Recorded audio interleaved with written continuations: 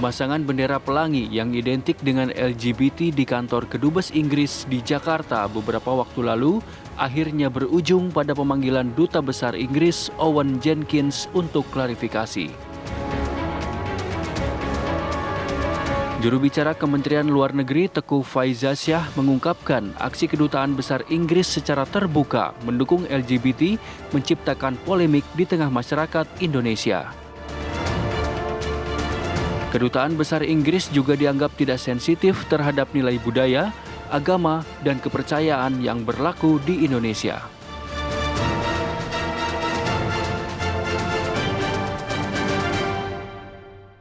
Ya, keberadaan LGBT di Indonesia masih menuai pro dan kontra. Meski ada yang membela, namun banyak pula yang resah dengan keberadaan komunitas LGBT. Eksistensi mereka bahkan kini secara terbuka dipertontonkan di ruang publik. Keresahan masyarakat semakin tinggi saat harus menghadapi pelaku pedofilia yang mengincar anak-anak Indonesia semakin marak. Adalah fakta kasus pedofilia yang kerap menjadikan anak laki-laki menjadi korban kejahatan seksual pria dewasa terus saja terjadi. Terakhir adalah kasus pedofilia yang menimpa dua anak laki-laki di Ciamis, Jawa Barat yang tragisnya dilakukan seorang residivis kasus pedofilia. Lantas, haruskah Indonesia membuat undang-undang yang mengatur pidana LGBT? Benarkah RUU yang mengatur pidana LGBT dan pernah diungkapkan Menko Polhukam Mahfud MD sejatinya tak pernah ada dalam draft rancangan Kitab Undang-Undang Hukum Pidana (RKUHP)?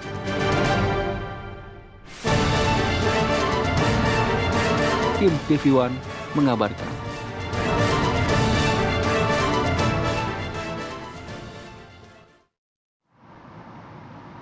Jadi pertanyaan publik sampai saat ini adalah sebetulnya bagaimana sih perspektif atau sudut pandang hukum di Indonesia kalau kita bicara soal keberadaan dari LGBT ini ya, Mbak ya? Iya, kalaupun misalnya bisa dipidana, pidananya seperti apa, ketentuan atau konteksnya dalam konteks apa gitu. Nanti kita akan bicara lebih lanjut, tapi kami hadirkan terlebih dahulu ini ada petikan wawancara dari Menko Polhukam mengenai isu yang sedang berkembang saat ini.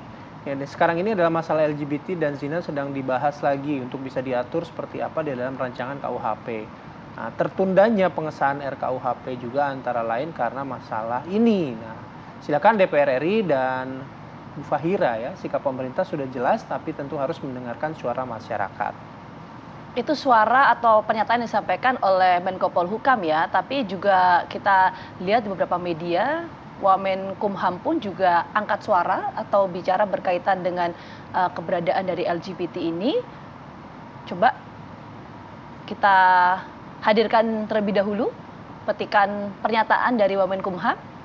Nah, ini dia. LGBT nggak ada dalam RKUHP, itu yang disampaikan oleh Wamenkumham beberapa waktu yang lalu. Nah, kita akan coba diskusikan hal ini pagi hari ini. Kita akan dudukan perkara ini sebetulnya bagaimana sih perspektif hukum di Indonesia kalau bicara mengenai keberadaan LGBT ini. Kita akan coba diskusikan hal ini bersama dengan dua orang narasumber sudah bergabung bersama kami. Ada Bang Taufik Basari, anggota Komisi 3 DPR RI, dan juga Pak Kiai Khalil Nafis, Ketua MUI Bidang Dakwah dan Ukhuwah. Selamat pagi semuanya. Apa kabar? Assalamualaikum. Waalaikumsalam. Waalaikumsalam. Selamat pagi. Alhamdulillah. Oke. Salam sehat semuanya ya. Saya mau ke Bang Taufik dulu. Bang Taufik, apakah kemudian berkaitan dengan keberadaan LGBT ini memang sudah menjadi diskursus, jadi pembahasan di tingkat legislatif sejauh ini? Perkembangannya bagaimana, Bang Taufik? Ya, sejauh yang saya pahami sebenarnya tidak ada ketentuan di dalam draft rancangan KUHP yang mengkriminalisasi LGBT atau pilihan orientasi seksual. Ya. Yang ada adalah tindak pidana pencabulan, ya, baik kepada anak-anak ya yang sesama jenis ataupun juga pencabulan untuk sesama jenis yang dewasa, ya, sepanjang kemudian ada ancaman kekerasan, ada tindakan kekerasan dan sebagainya. Nah, karena draftnya masih ada di pemerintah, tentu kita menunggu dari pemerintah ya apa yang dimaksud oleh Prof. Mahfud ya terkait dengan kriminalisasi terhadap LGBT ya. Tetapi dari Menkumham sendiri sudah menyatakan bahwa memang di dalam rancangan KUHP sendiri tidak mengatur soal itu. Nah, yang paling penting adalah ketika kita menyusun blade tentang pidana, kita tetap harus terikat pada prinsip-prinsip dan teori-teori hukum ya secara akademik yang bisa dipertanggungjawabkan. Apa itu? Jadi hukum pidana ini ada untuk menghukum orang yang jahat, ya pelaku kejahatan. Oleh karena itulah ada prinsip yang namanya actus reus non facit nisi mens sit rea, yaitu suatu perbuatan ya apabila ingin dimintakan pertanggungjawaban pidananya, maka harus ada kehendak jahatnya atau mens rea-nya. Ada dua unsur yang terkandung di situ. Actus reus yaitu perbuatan, mens rea adalah kehendak jahat. Ya. Nah inilah yang menjadi ciri khas dari tindak pidana atau dari hukum pidana. Kan hukum ini macam-macam nih. Ada hukum perdata, ada hukum administrasi, ada hukum adat, ada hukum agama. Nah, karakteristik yang paling spesifik dari hukum pidana adalah mens rea, ya. Jadi suatu perbuatan yang dianggap sebagai pelanggaran norma, jika ingin diberikan sanksi pidana, maka harus ada mens rea-nya.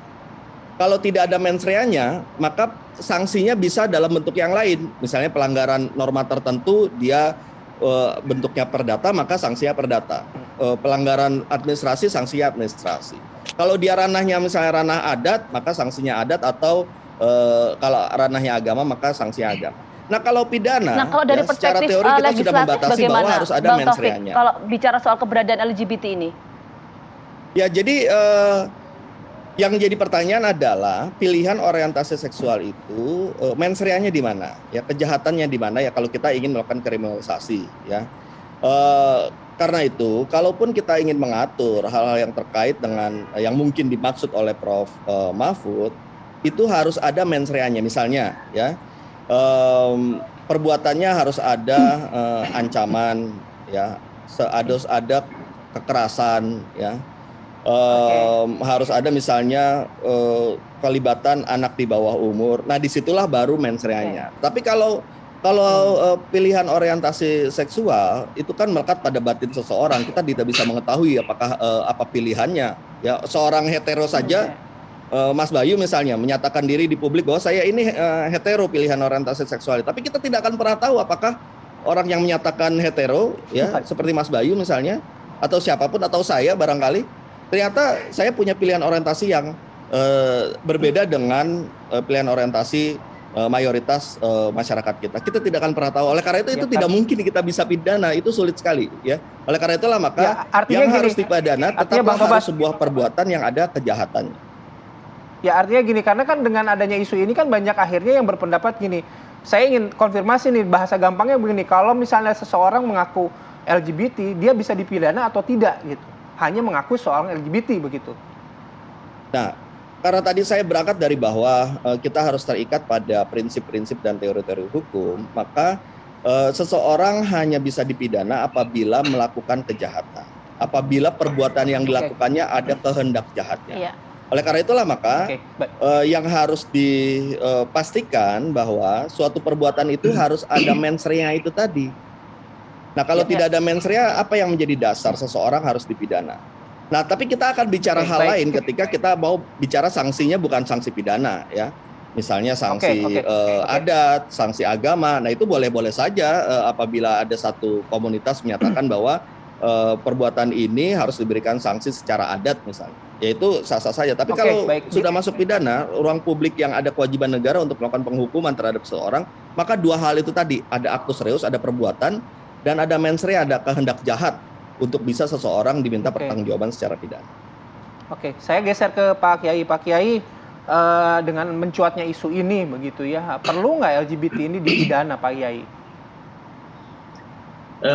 Kita jangan stressing pada pidananya, tapi stressing kepada bagaimana mengantisipasinya, menularnya, atau terbukanya ya. Kalau ada yang tidak setuju dengan penularan, nanti terbukanya orang-orang yang melakukan LGBT. Nanti bagaimana kerangka hukumnya, kita tidak berkutat pada pidana. Pertama yang saya ingin sampaikan bahwa secara aspek hukum Islam jelas bahwa LGBT itu dilarang, bahkan di dalam Al-Quran itu digambarkan kutukan yang besar ya pada kaum Nabi Lut. Itu udah jelas. Jadi udah pernah ada perdebatan lagi berkenaan dengan halalnya LGBT. Secara hukum nasional, hukum masyarakat kita menyatakan bahwa LGBT itu penyimpangan. Kenapa tidak disebabkan penyimpangan? Karena dia punya keinginan yang bertentangan dengan prinsip-prinsip dasar masyarakat kita. Masyarakat kita, ya saya kalau mewakili Muslim, saya belum pernah mendengar agama lain yang memperbolehkan dari LGBT. Padahal hukum Islam itu adalah bagian dari sumber hukum nasional kita.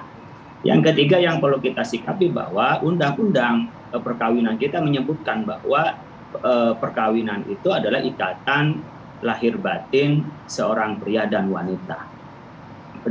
Bertujuan untuk melakukan membina keluarga yang kekal bahagia berdasarkan ketuhanan yang Maha Esa.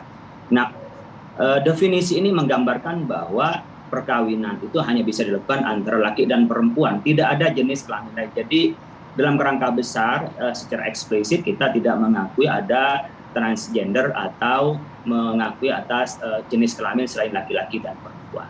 Nah, bangunan hukum yang kalau kita melihat kepada hak asasi manusia kita itu beda dengan di barat ya. Di kita ada ketuhanan yang Maha Esa, maka berdasarkan nilai-nilai agama.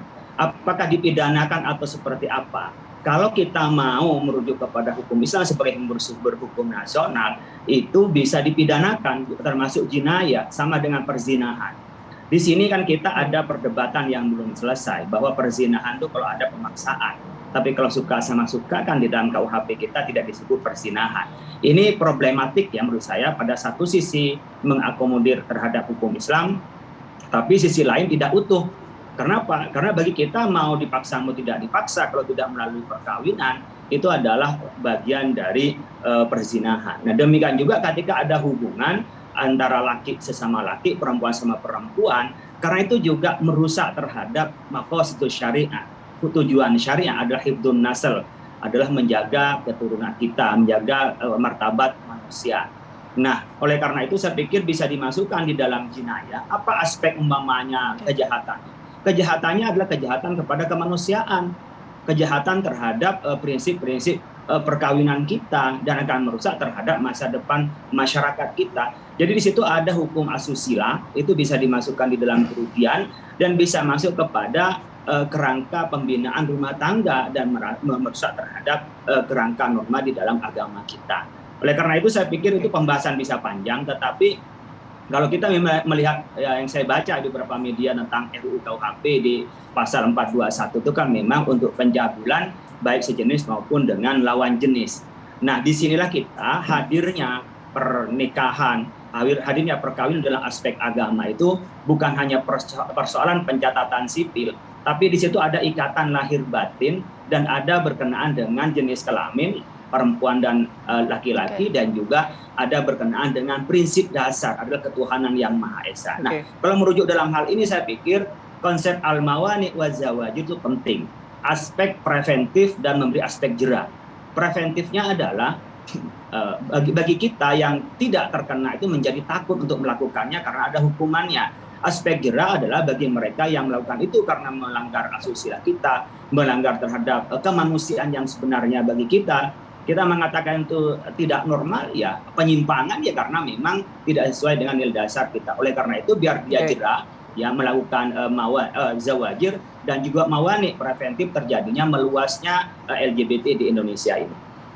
Oke, nanti kita lanjut lagi Pak Kiai, Bang Tobas. Kami harus jeda terlebih dahulu. Apa kabar Indonesia Pagi akan kembali sesaat lagi.